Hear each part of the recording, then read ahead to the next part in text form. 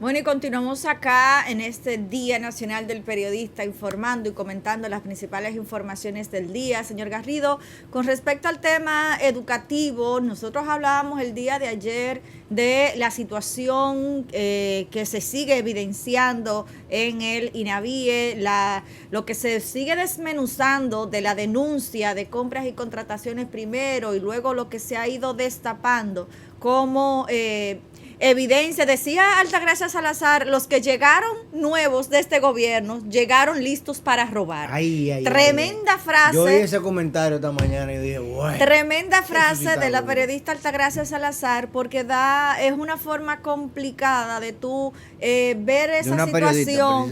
No, sí, precisamente por la información que tiene, por lo que maneja, la data que maneja, porque la estructura de adjudicación de proyectos, de contratos, la adjudicación o la aprobación de préstamos a personas que no tenían la estructura para ser suplidores, suplidores que por contrato habían sido aprobados dentro del sistema y de repente la noche antes le decían, mira, es que no eres tú, y encontraba a otra persona que no estaba en el sistema supliéndoles a ellos allí. El propio director actual que decía que al final entraron tantos suplidores que habían suplidores de eso que tenían hasta 5 raciones. O sea, ¿cómo una persona va a entregar 5 comidas, 5 desayunos en una escuela? O sea, se creó toda una estructura para que la mafia funcionara, y lo lamentable es que los nombrados por el presente gobierno se montaron en esa ola de manera muy rápida, y justamente era parte de lo que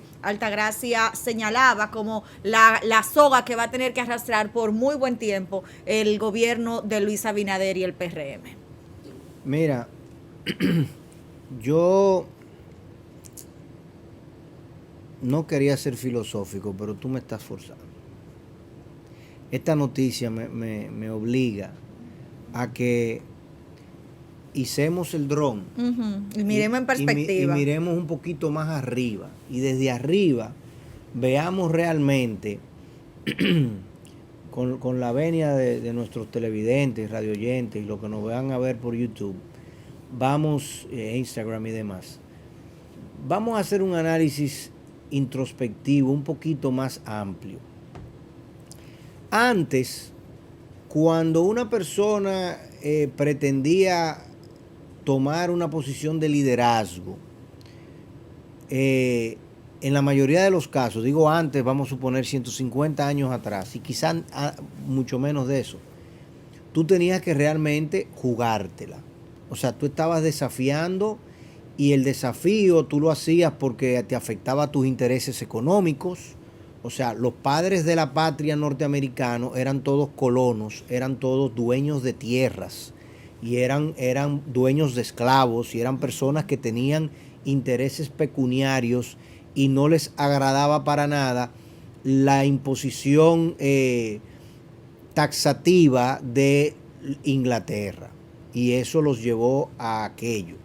Los que libraron la independencia de la colonia negra en la parte oriental de la isla de la Hispaniola, la misma situación en contra de los colonos franceses.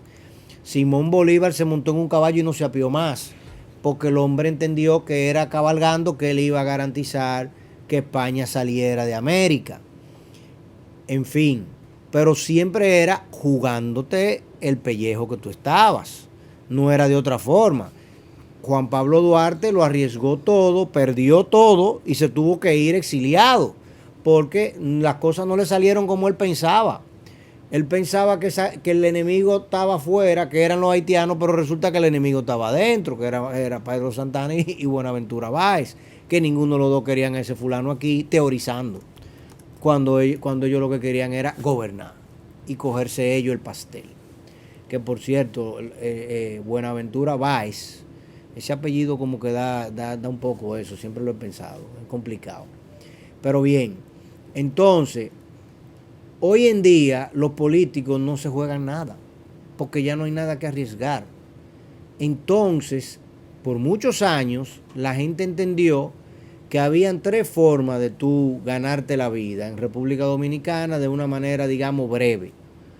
Tú o cogías un bate y una pelota y te hacía pelotero y te firmaban los cachorros, entonces ya tú como Sammy Sosa ibas a poder mudarte para Miami y vivir muy bien y blanquearte en el proceso, o tú ponías un grupo que primero era de merengue, después fue bachata, ahora son unos tipos que ladran como unos becerros cuando tú lo ahorcas, que hacen una cosa así horrible. Entonces ese es el otro mecanismo para tú tener muchos likes y mucho qué sé yo qué, y convertirte en... no, ahora hay un cuarto método, te lo voy a describir ahorita. Y la tercera forma era convertirte en político. Y ya tú, desde que tú te convertí en político, no, fulano, él está en el frente de base del comité central del barrio 27 de febrero. Entonces ya cuando Guido pasa por ahí, Guido te tiene que dar un puesto y un cargo. Y si es fulano, ¿cómo que se llama el otro? Monchi o Reinaldo Pared, tenían que darte un cargo. ¿Tú entiendes? Que en paz descanse. Que en paz descanse, sí. ¿Cómo se llama el del anillo? El hombre del anillo, se me olvida el nombre. Franklin Almeida, ahora Franklin Almeida que cruzaba, tenían que darte un cargo. Entonces ya, porque tú eras miembro del comité de base, tú hiciste los cursillos y a ti te tocaba tal o cual posición. No te voy a decir Leonel, porque Leonel no conocía a nadie en el partido hasta que lo hicieron presidente, pero los otros sí. Ni hablar de Dios Nilo, que se guayó los jeans andando y en esa tesitura. Esos son los mecanismos para tú llegar. ¿Qué sucede precisamente hoy, el Día del Periodista? Que ya hoy en día, con estos mecanismos y con el periodismo, que no hay forma de hacerlo, de darle un golpe definitivo. Porque fíjate, ¿de quién tú estás hablando? De Altagracia Salazar. Altagracia Salazar la sacaron de todos los medios. La sacaron. Le dijeron, no te queremos aquí en ninguno de los medios. ¿Por qué? Porque tú dices demasiado la verdad y la dices muy cruda. Y no tiene filtro. Entonces yo no te puedo tener aquí en este medio porque este medio está comprometido. Porque este medio tiene contrato con el Estado, de una forma o de otra. Y si no tiene contrato con el Estado, tiene contrato con los ejes de poder que están vinculados al Estado. Fíjate cómo hoy tenemos que la Cámara de Diputados se está reuniendo con los industriales para ver el tema de tumbarle los aranceles a los productos importados. Ayer lo hablamos, 65 productos, pero si tú me estás hablando de importar pollo, habichuela, carne, arroz, esos productos, ¿cuál es la industrialización del pollo? Pues el caldo de pollo, o sea, la sopita. ¿De qué tú me estás hablando? Porque ¿por qué hay que hablar con los industriales? Tú tienes que hablar con los avicultores. Entonces la Cámara de Diputados es con los avicultores que debería estar reunida. Los productores. Si tú me vas a hablar a mí de habichuela, bueno, se ponen una latica, sí, es verdad. Eso pasa con la habichuela. Pero resulta que Goya tiene tienda aquí y tiene tienda en Miami. Y tiene tienda en Centroamérica. Entonces, ¿por qué aquí no puede enlatarlo igual que allí? Y comprárselo a los productores de San Juan de la Maguana. Inclusive, para colmo de males, las habichuelas son 3 meses que se toman. Si usted se manda y empieza a sembrar y a arar la tierra, y a irrigar la tierra, y a fertilizar la tierra, usted pudiese tornar tierras muy áridas, como han hecho los judíos, como han hecho los holandeses, que Dios creó el mundo y los holandeses y Holanda, ¿entiendes? Y tú puedes hacer de todo. Entonces, ¿por qué tú tienes que venirme a mí con el cuento? No, que es importado. Porque por ahí, entonces con los industriales que me estoy reuniendo. Entonces, como Altagracia no le comía bola a ninguna de esa gente, la sacaron. Pero ¿qué pasa hoy en día? Que por las redes tú no me puedes sacar. Por las redes yo sigo teniendo vigencia. Hay algunos que se mudaron para Atlanta para poder tener vigencia, pero hay otros que nos quedamos aquí y tienen vigencia. Entonces, con ese tema, ya el periodismo gana una fuerza muy diferente. Se ve de otra forma. Entonces, la nación dominicana, nosotros vamos a tener que hacer un análisis nosotros y definir nosotros qué es lo que queremos como Estado. ¿Qué es lo que queremos como Estado? Porque no podemos seguir pretendiendo un Estado lleno de gente que no sabe hacer su trabajo. El Estado tiene que ser más pequeño, más efectivo, más eficiente, más empático, más transparente. No llegan los gobiernos así, porque si no tienen donde poner al que me votó. Pero es que, óyeme, pero no, pero no que van a tener espacio. Sí, pero como quiera sí llega, porque al final, ¿qué tú tienes? O sea, porque el sector privado no tiene menos empleo que el sector público. No. Primer punto. Segundo, en las elecciones en República Dominicana votan 6 millones de personas. 7 millones de personas votan. Van o tienen derecho a votar, digamos, ¿verdad? Ponte que voten, qué sé yo, 5, 4 millones de personas. Votan más de 5 millones de personas en las elecciones. Entonces, si votaron 5 y el gobierno tiene 600,000 empleos, de los cuales no todos son políticos, porque lamentablemente o afortunadamente hay de carrera, hay mucha gente. Y otros que son designados por la parte técnica, aunque no estén de carrera en el tren. Por eso, que no, tú no lo puedes poner allí porque están en una lista del partido. ¿Tú entiendes? Que es lo que le ha traído problema al PRM con correcto. sus bases. Entonces tú tienes 300. No, el problema ha sido Pop igual. Es otra cosa. Es el problema. Acuérdate de eso, que hay mucha gente que no quiere estar en el partido por eso. Entonces, si yo voy a posicionar 300,000 de 6 millones que votaron, eso es el 5%. Entonces, el 95% de los que votan están influenciados o solo lo hacen para que ese 5% pueda ser posicionado. No, tiene que haber otra razón. O sea, yo quiero que fulano gane o que Mengano sea el que llegue a tal posición porque conoce, está identificado con los problemas de mi grupo y tiene la posibilidad de ayudar a ese grupo. Claro. ¿Qué yo quiero decir finalmente con esto? Que la nación dominicana tiene que olvidarse tanto de la política y de los políticos y concentrarse más en su capacidad productiva y en exigirle a la clase política que sea igual de calidad como cuando usted va y se para en un picapollo chino y tú exiges calidad.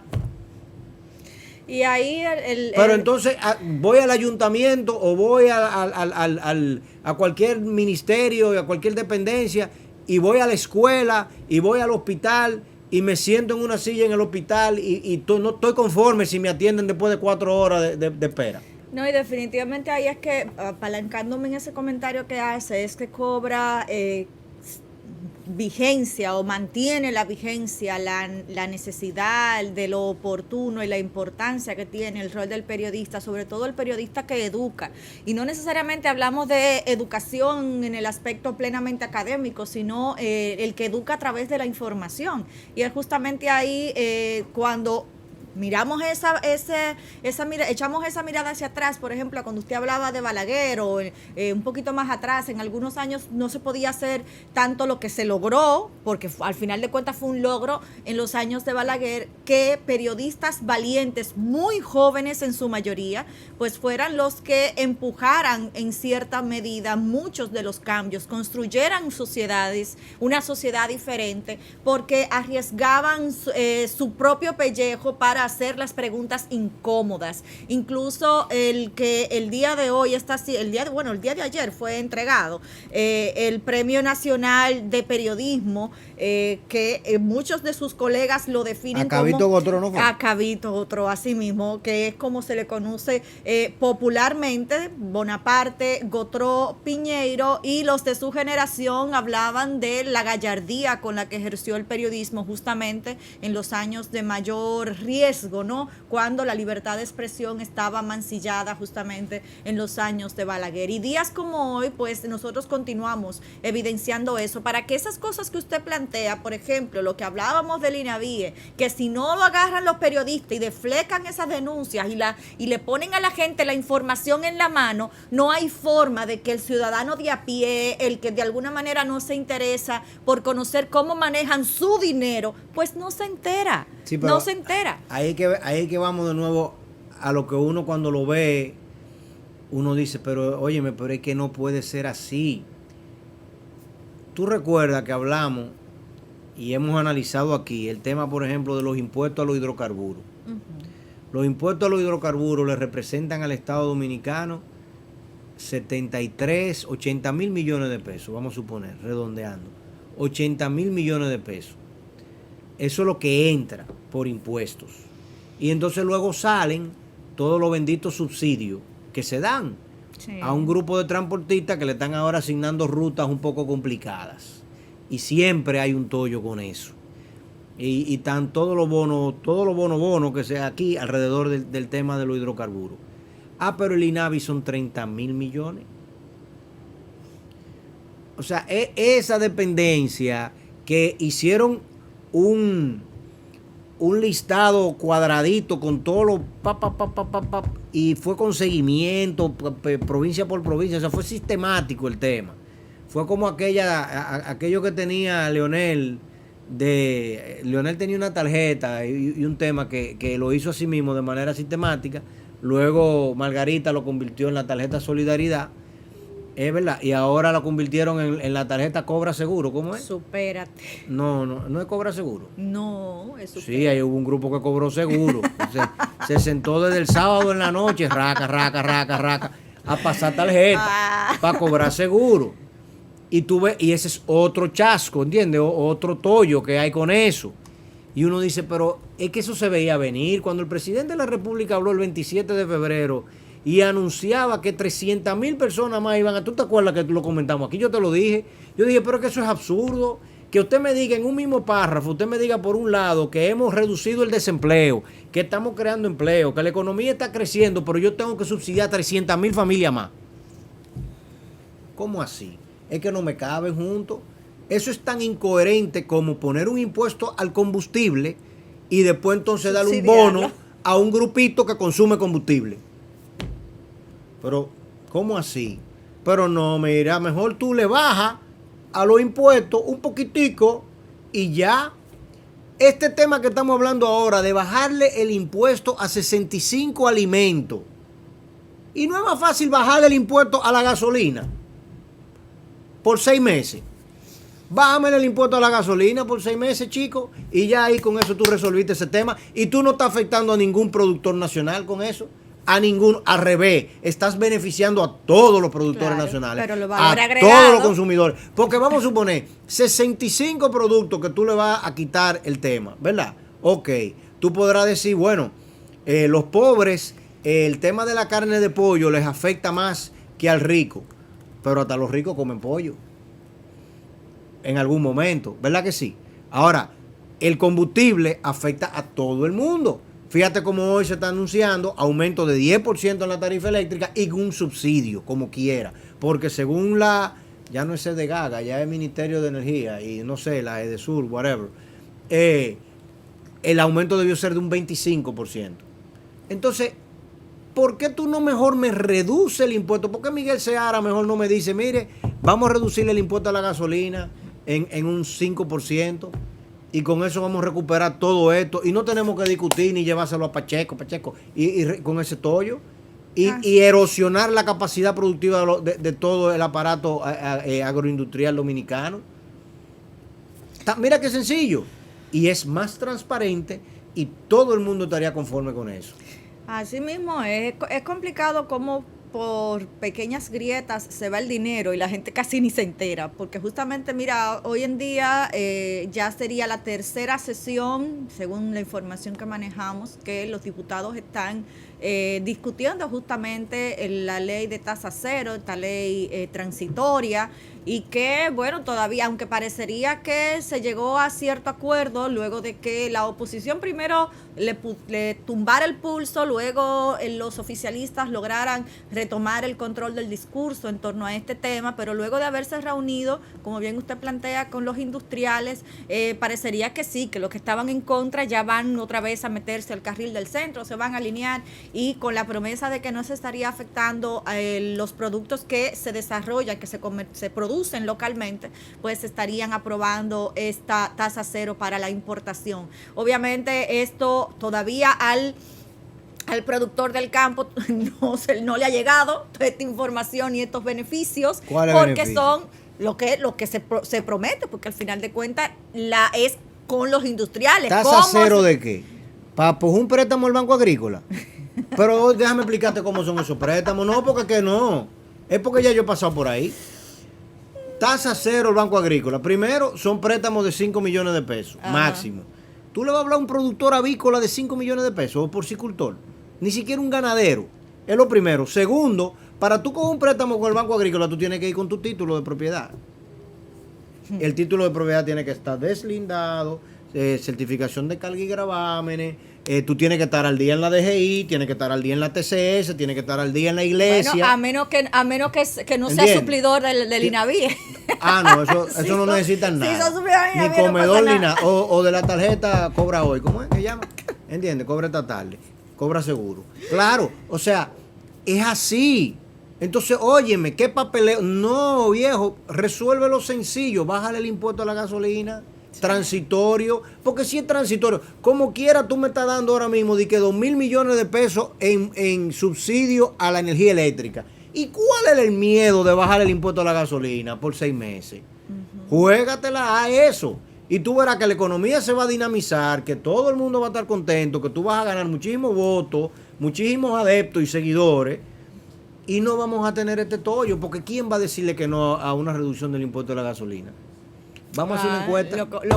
Vamos a hacer una encuesta. ¿Usted prefiere los 65 productos o los impuestos a la gasolina? Por favor, para que ustedes entren a las redes y ustedes voten por ahí. ¿Cuál de las dos cosas ustedes entienden que sería más significativa para su bolsillo? Bueno.